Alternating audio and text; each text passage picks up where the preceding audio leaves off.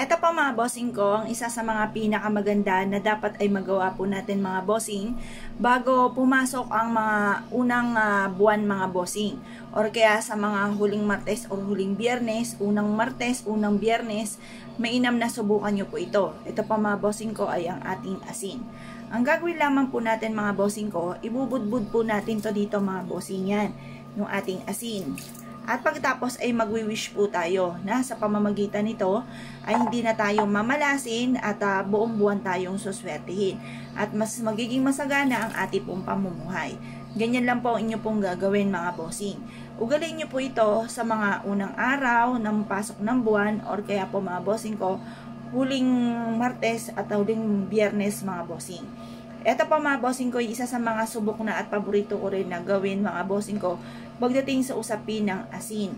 Kasi ang asin mga bossing ko ay mabisang pang cleansing, nagtataboy po ito ng mga kamalasan at ito po ay nag-a-attract ng swerte.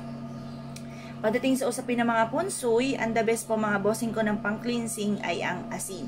Kagaya na na-share ko nga po sa inyo, sa isang resort na pinuntahan namin, ay napakaraming tao, fully book na po sila at hindi na halos tumanggap ng mga walk-in dahil sa punong-puno na ang kanilang resort mga bossing. At doon ay napansin ko, may malaki silang bowl ng asin mga bossing ko sa main entrance ng kanyang negosyo. Samantalang ang mga katabi po niyan mga bossing ay halos wala ng tao, halos napakatahimik at kumbaga konti na lang ay magsasara na mga bossing.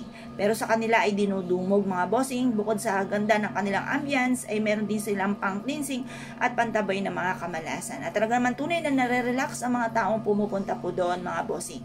Subukan nyo po ito.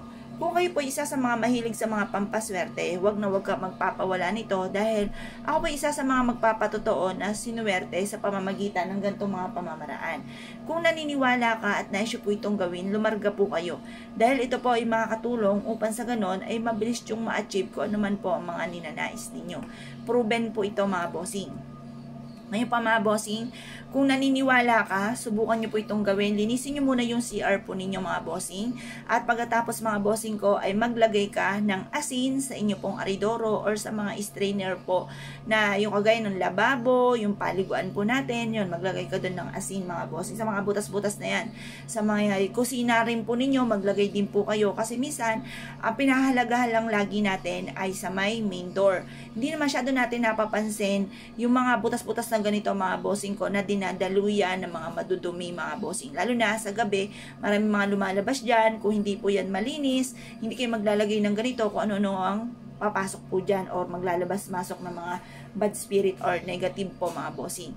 Kung kayo po isa sa mga naniniwala at naisyo po itong gawin, huwag ka na magpatumpik-tumpik pa, subukan nyo po ito, proven po ito mga bossing. Kung ikaw ay isa sa mga naniniwala, mahilig ka sa mga pampaswerte, ay siya, lumarga po kayo at ito po ay makakatulong upang sa ganon ay magtuloy-tuloy ang agos ng swerte. Kaya kung pinaniwala mga bossing, ay siya, good luck po sa inyo po lahat.